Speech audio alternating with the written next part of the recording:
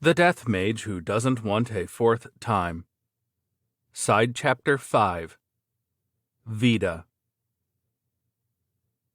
Vida, half asleep and half awake, could not tell whether she was looking at a dream on the back of her eyelids, or whether her eyelids were open and she was hallucinating. Though gods were not omniscient and omnipotent, she was still a goddess. But she was in this pitiful state because of her battle against Alda that had taken place 100,000 years ago. 100,000 years, even before that. After being born in this world, Vida spread the power of life attribute throughout it, and before she knew it, she was praised by the people as the goddess of life and love. Everything was peaceful back then. Everything was gentle and quiet. However, that peace was broken by the invasion of the Demon King. Vida had no choice but to fight alongside the other gods against the Demon King's army, the invaders from a foreign world.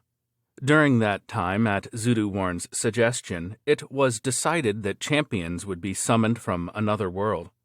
She agreed with the plan while Alda opposed it, but in the end things went well and 7 champions were to be summoned. Permission had to be granted from the god of that other world, but only Rodcart, the one who ruled the only circle of transmigration, continued to oppose it. But none bothered listening to a god who could do nothing other than complain. The one Vida had chosen was a young man who was trying to hang himself in a small backstreet workshop, Sakato Keisuke. He would later become Zakart. "Ah, the goddess has come for me. Mother, father, I'm coming now," Sakato whispered. "Stop! Don't go, please!" Vida cried. I was in quite a panic back then. It seemed that an organization known as a Bang had betrayed Sakato, and the workshop he had been running went out of business, so he was trying to kill himself. Vida thought that he would happily become a champion with no lingering desires in this world, but Sakato exhibited a fixation on mysterious things. Does that mean that you're going to give me special powers and things like that then?" he asked. "Of course." Bestowing powers upon humans chosen to become champions was already an established procedure. In fact, if they were to be invited to another world without being given anything, they would simply die. Different worlds would have different laws of physics and even different compositions of air.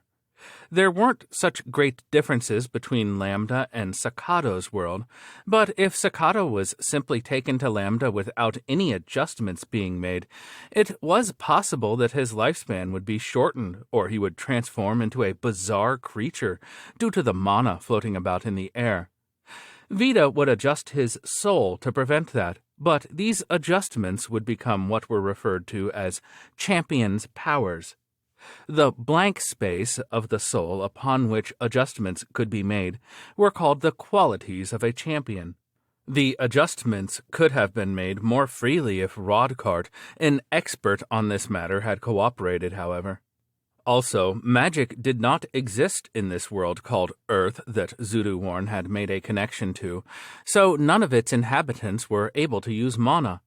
In addition, only a minuscule number of individuals were capable of fighting with swords and spears. It was already known that there were none among Earth's inhabitants who had the individual fighting strength to stand up against the Demon King and his army.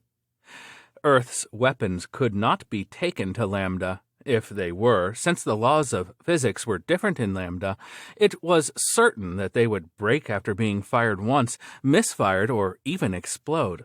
So it was decided that each champion would be granted powers. That was why, even if Sakato never asked for it, Vida was planning to give him things like physical abilities that would allow him to treat protagonists of action films as small fry, an aptitude for magic and powerful equipment that only champions could use. In addition, the job and skill system created by Rickland had already been implemented in Lambda. With enough experience, one could gain unimaginable powers. "Well then, please give me a cheat that lets me create things," said Sakato. "Huh? We're in the middle of a war. For some reason, Sakato showed a strong fixation on things related to creating. Wouldn't one normally desire the power to cut down enemies one after another with a sword, or the ability to freely cast powerful spells? In fact, those are the kinds of champions that we are looking for. Vida told Sakato this, but he stubbornly refused to yield on this matter. "I'm weak when it comes to fighting," he said. That's why I'm telling you that I'll make you strong. "But I get the feeling that it'll be a waste. I'm not really athletic either." Vida sighed. Even if you say that you want to create, I'm the goddess of the life attribute, so it'll have to be something like agriculture, animal breeding, forestry, or woodworking. Is that all right with you? She had no choice but to give in. There was not enough time for her to spend days convincing him, and she didn't have any other candidates. "Please, give me those. I'm more knowledgeable about the manufacturing industry than I look." And so, though this wasn't originally planned, Sakato was summoned to Lambda as a champion who placed more importance on productivity and technology than individual fighting strength. Vida felt disappointed, knowing that she was probably the only one to summon such a strange champion. But contrary to her expectations, the champions chosen by Rickland, Paria, and Botan had also desired cheats for creating things. To think that 4 of the 7 had desired creation-related abilities. Perhaps the image of heroes on Earth was fundamentally different to what gods had imagined. It was very perplexing. Alda and Xantark had scolded them angrily for not making more serious choices, however. After that, it was fierce battle after fierce battle. Numerous islands had been sunk, nations were destroyed, and Shizarion's soul had been broken. Even so, Vida, Sakato, and the other champions fought earnestly, defeating and sealing numerous evil gods and somehow keeping the war even. Sakato had reluctantly changed his name to Zakart in order to have a more typical Lambda-style name, under the recommendation of Suzuki Shohei, the leader of the champions. Zakart had distinguished himself in these battles. "If this world's gods and people are willing to betray us and join the Demon King, the reverse should also be possible." As he made this outrageous declaration, he began trying to recruit the evil gods obeying the Demon King. "Zakart, what are you thinking?" Bellwood demanded. "Their very existence is evil. There is no way that they can be converted, and have you forgotten what they have been doing to innocent people until now?" "Precisely," said Alda. "Even if they were to join our side, it would only be a trap or a wretched way to beg for their lives. Accepting those who have sinned without delivering any punishment is an unthinkable, reckless act." "Please, come to your senses," Vida begged him. Not even Vida's words stopped Zakart from trying to recruit the evil gods. In fact, the champions who had desired abilities of creation began to actively cooperate with him in his efforts. And unbelievably, more than 10 evil gods, though not in important positions within the Demon King's army, crossed over to the champions' side. "No way!" Vida exclaimed in surprise. "I mean, don't things like this often happen in wars?" said Zakart, wearing a nonchalant expression. The evil gods who had changed sides were not particularly exceptional in direct fighting strength, but the fact that there were traitors seemed to have caused greater shock and disturbance in the Demon King's army than expected. The Demon King was a being who ruled not through charisma, but through overwhelming power, and his secret ability that allowed him to destroy souls. There were some who worshipped his power, but many of his subordinates feared him, or were simply obeying him to serve their own purposes. The existence of the traitors caused doubt to spread throughout the Demon King's army, making them wonder, has the Demon King's power grown weaker? And have they betrayed the Demon King because they believed that the champions have something capable of defeating him? And the Demon King was successfully driven into paranoia that his other subordinates would betray him as well. The coordination of the Demon King's army that had been bound together like iron came apart. More traitors appeared, and the war that had been even up until now began leaning in the champions' favor. But the champions could not let down their guard. They needed to attack before the Demon King's army restored its iron-like bonds. Under these circumstances, Zakhart declared that he would begin the manufacture of weapons from another world. With our knowledge and skills alongside magic, we should be able to create modern weapons of Earth and Lambda. He advocated that these weapons should be used to defeat the Demon King. One of the reasons for this was because the Demon King possessed numerous troublesome abilities that made him difficult to defeat through normal methods. A barrier that nullified all magic, and a barrier that nullified all physical attacks. With these two barriers, he would be surrounded by an impregnable fortress. Because of this defense, even the holy sword of Belwood, who was the most gifted in combat, would not reach him. It would even stop the attacks of the gods. Zakhart had thought of a way to pierce through those barriers and inflict damage on the Demon King. Even if the Demon King came from another world, he has not known a world with technology-driven culture like Earth, said Zakhart. If we press him there, it might work. After investigating the barriers, he had noticed that they were not like hard walls that repelled attacks, but had properties resembling membranes that absorbed energy. He had also determined that the simultaneously present barriers, the anti-physical attack barrier and the anti-magical barrier, were independent and did not affect each other at all. In other words, if the physical attack barrier was broken by an extremely powerful attack, it could not absorb completely. The anti-magic barrier would continue functioning as normal. Only one of the barriers needed to be pierced to make an attack reach the Demon King. So, Belwood would use his ability to copy another champion's ability once a day to copy Zakhart's power of nullifying damage taken from a target weapon, targeting Earth's modern weapons. After that, Belwood, now impervious to the damage of those weapons, would attack alongside the weapons being fired at the Demon King. The Demon King's anti-physical attack barrier would be pierced and he would be defeated. This was the plan that Zakhart drafted. However, Belwood was vehemently opposed to this plan. The weapons that Zakhart was trying to create had proved to be problematic on Earth, causing irreversible damage on the environment when they were used. Invisible poison would be scattered across vast areas and lingered for tens of thousands of years. They were terrifying weapons. Zakhart, have you gone insane? You would only create a disaster in this beautiful world of Lambda, in the Demon King's place, Belwood exclaimed. Disaster? At this rate, the Demon King will take everything, said Zakhart. And unlike Earth, this world has magic, and it isn't as if the entire world is going to be contaminated. It will only be the continent the Demon King is residing in, and there's not a single person left there anyway, is there?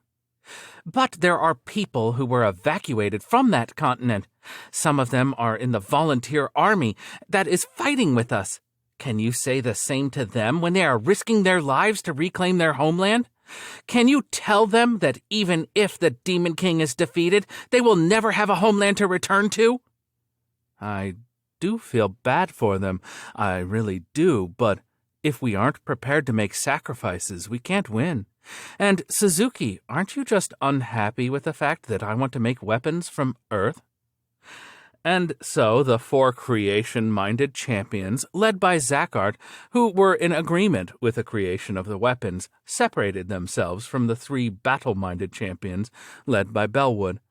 The two groups were prone to argue with one another over various things, and it was always Bellwood who would calm the unyielding, dissatisfied creation-minded champions down, telling them that victory could not be achieved without helping each other. But it seemed that they couldn't put up with it any longer. Alda and Xantark agreed with the opinions of Bellwood's group, while Vida, Zudu-Warn, and Rickland agreed with those of Zakart's group. Vida was confident that if she and the other gods did everything in their power, the pollution caused by the weapons could be erased in a few thousand years, or even a few centuries if things went well. And, though those evacuated from that continent deserved pity, the continent was already filled with seas and deserts of poison, and contaminated with forests of monster fungi. Vida believed that they had to give up on the continent to some extent. However, Alda's side wondered, was it really possible to purify a poison that had never existed in this world before? What if that poison were to combine with the mana of this world and transform into a new disaster? They advocated that victory was possible without utilizing such a dangerous plan. The fact that the war had begun leaning in the champion's favor had created room for such arguments to arise. Meanwhile, Zakart began creating Earth's modern weapons in order to change the minds of the battle-minded champions and the gods who supported their opinion. To be more precise, he began creating the poison that those weapons would scatter.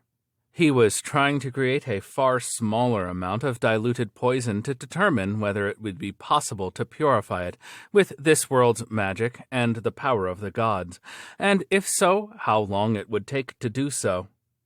The other creation-minded champions cooperated in this task, while Vida and her champions continued to try and persuade Alda's side to accept this plan.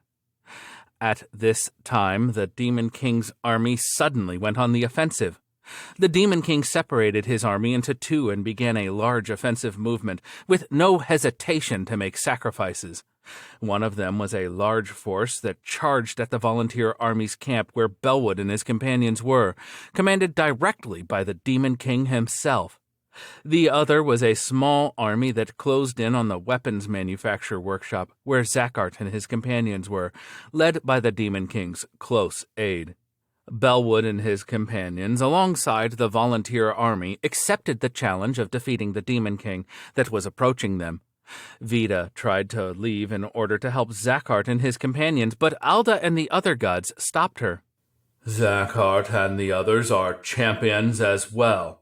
They will be able to deal with a small army on their own. In fact, they should kill all of the enemies and come here to support us. And shouldn't we prioritize defeating the Demon King above all else? At the time, I thought Alda's words were right. That's why. But Bellwood and his companions drove away the large army. However, the army had been composed of large numbers of sturdy small fry and monsters specialized in stamina and defense, designed to hinder the champions. The Demon King leading them was a fake. Zakart and his companions had their souls broken by the Demon King, who had disguised himself as a low-rank monster, and the workshop was destroyed. With this, the champions capable of defeating me have perished. The Demon King Gududanis was said to have made this loud declaration after breaking Zakart's soul.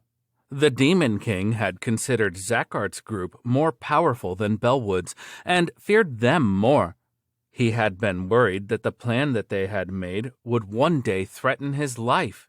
That was why he had been fixated on defeating Zakart's group, despite having to make large sacrifices to do so.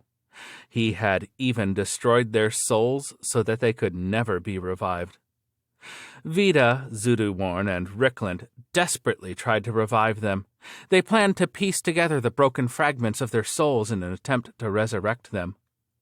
But Rodcart had already retrieved the fragments of their souls by then. Reviving souls is not a part of my circle of transmigration system without permission.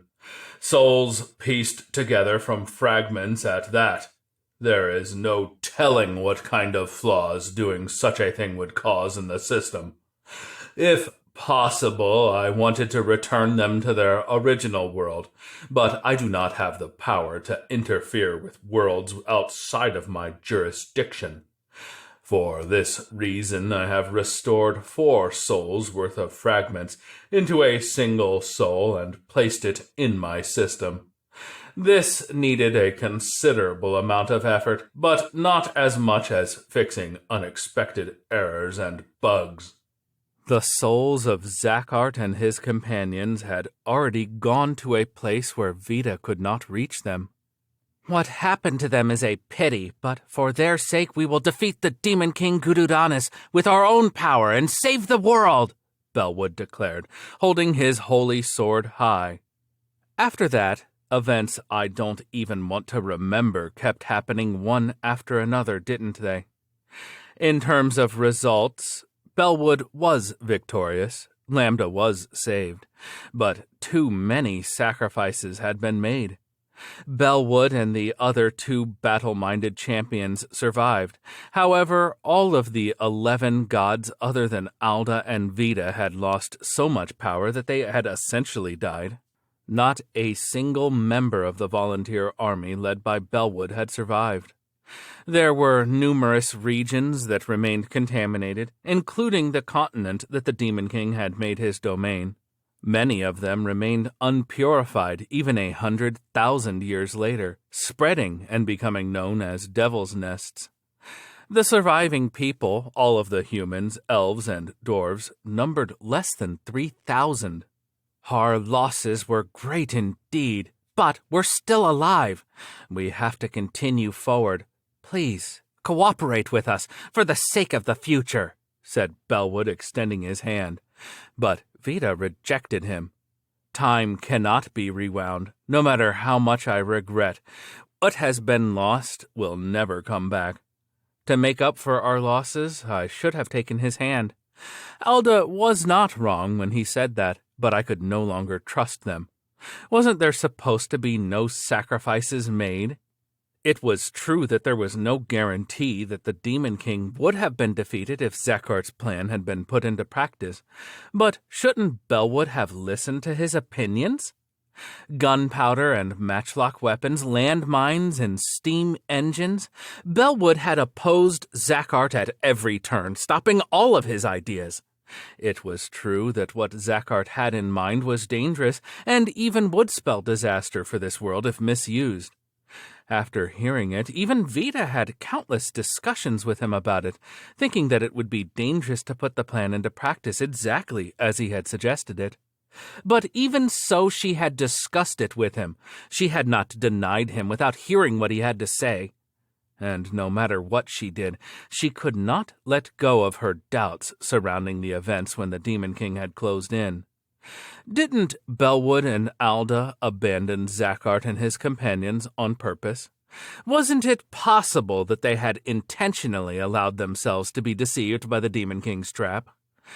There was no evidence. If someone told her that she was delusional, that would be the end of the discussion. And even Vida thought that it would be ungrateful of her to accuse Bellwood of such a thing. When he had come to Lambda from a completely unrelated world, risked his life, and finally defeated the Demon King. However, she could not trust him. But she distrusted Rodcart even more. What was important to that god was the souls being reincarnated in the worlds he had jurisdiction over. He probably was not interested in anything else. Even with these events occurring, he probably thought nothing more than, "I'm glad the Demon King was defeated." If the Demon King had told Rodcart, "I will create as many humans as you want in place of the gods that were originally in this world, so please lend me your strength," then perhaps Rodcart would have accepted. Vida couldn't help but think this. And the loss of Zakhart and the other creation-minded champions was great not only to Vida, but to Lambda as a whole. After they had fallen, Bellwood was forced to fight a harsh war that was once again tipped in the Demon King's favor. Gods, members of the volunteer army, and the refugees that they had been protecting were lost in rapid succession. And even now, Bellwood and the others were struggling to restore this ruined world. Because their powers were specialized for battle, though they were able to exterminate the monsters left behind by the Demon King, they were nothing more than amateurs when it came to agriculture and manufacturing. That was exactly why they needed Vida to cooperate with them, but instead of cooperating with them, I made a different decision. Vida thought of creating her own circle of transmigration system for this world, and creating new people who could survive even if this world was overrun by monsters. She planned to rebuild and restore this world, and reunite with Alda and the other gods. Alda and Bellwood opposed her as usual, but this was something that she had expected.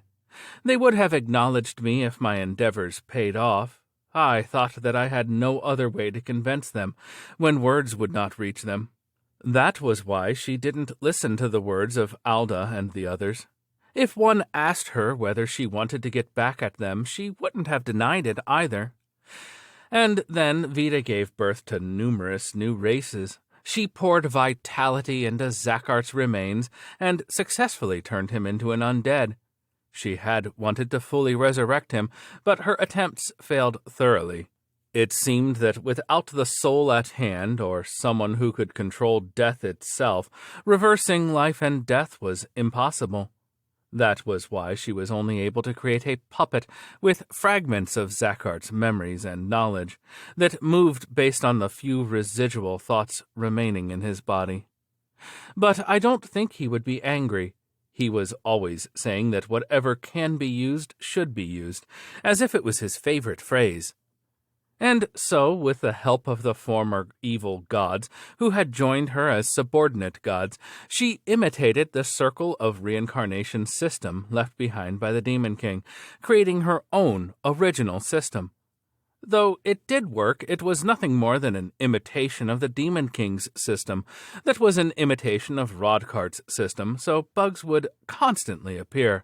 It was a dangerous product that she could not take her eyes off. Vida was forced to realize that no matter how unpleasant Rodkart was, he was a specialist when it came to this field. But I didn't want to give up. I looked for more help. I created new races with those who cooperated with me, and loaded the souls of the new children into my system. Vida thought that the system needed experience to improve. Though it would cause them discomfort at first, it was necessary for the children she had created to turn the wheels of the system and be born anew. Fortunately, at this point in time, the incomplete system was working well, considering that it was incomplete. The number of children given birth to by Vida was steadily increasing as well. Maybe it's because I imitated the Demon King's system, but my children are stronger and live longer than I expected, and some of them undergo large changes in appearance when their rank increases. But I always intended to produce stronger children, so I thought that was fine, didn't I? Things were not fine. It was when Alda and the champions attacked her that she realized she should have sat at a table and discussed things with Alda and the others sooner. Bellwood and the other champions should have reached the ends of their lifespans long ago, but Alda had deemed them necessary for this world and preserved their youth. Alda led the subordinate gods and followers who now supported him after their masters had perished or fallen into slumber, while Vida led the gods allied with her and the children she had given birth to. The two of them formed two separate groups that fought against each other. Vida was defeated. In the end, her fate was determined by the fact that her enemy had champions on his side while she did not. And the city for her children that had been created using Zakart's knowledge was destroyed. Vida's divinity was stolen from her by Alda. Her authority as a goddess was revoked, and she suffered a deep wound. Even so, she mustered all of her remaining strength, creating a tall mountain range to the south of the Bongaia continent, and led her remaining children to take shelter there. After that, she collapsed and fell into a slumber. I wonder how much time has passed since then. 10,000 years, 20,000 years, or perhaps even 100,000 years. She did not know. Her power had failed to return to the point that she couldn't tell. As Vida's equal, Alda should not have had the power to inflict an irreparable wound on her, but it seemed that he and his followers had brought her followers, the source of her power as a goddess, the ones who offered her prayers, to ruin by preventing them from growing in number. Currently, all of the gods who had cooperated with Vida had fallen into slumber after having their divinity taken away from them, or were worshipped just enough to lie dormant. Vida didn't know whether Talos and the others were unharmed or not. Vampires were strong among Vida's children. There was no small number of them who had fallen to the temptations of those who still tormented this world. Why did things turn out this way? Why has Alda continued to do such harsh, cruel things? The Demon King no longer exists, and the gods who were part of his army betrayed him and became our allies.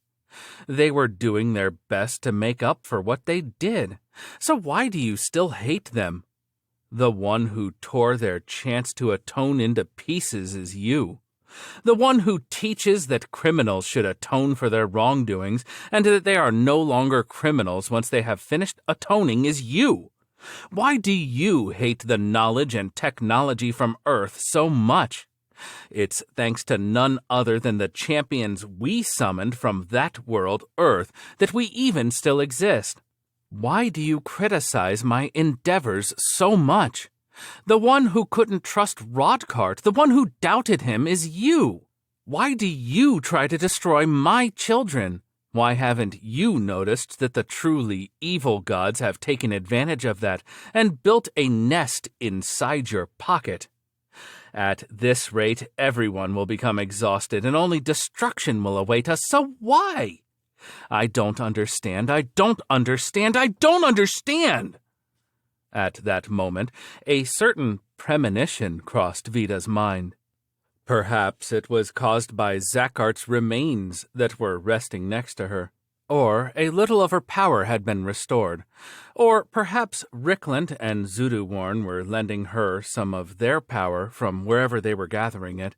She didn't know, but it was a premonition nonetheless. He will come back. I don't know why, but Zakart, Keisuke, will come back to this world. The soul that had been formed when Rodcart forcibly pieced together the broken fragments of the four champions' souls, the one that had been released into his system, would return to Lambda. But in her premonition, Vida could see that he would be reincarnated into tragic circumstances, and that he would end his own life, tormented by his own powerlessness.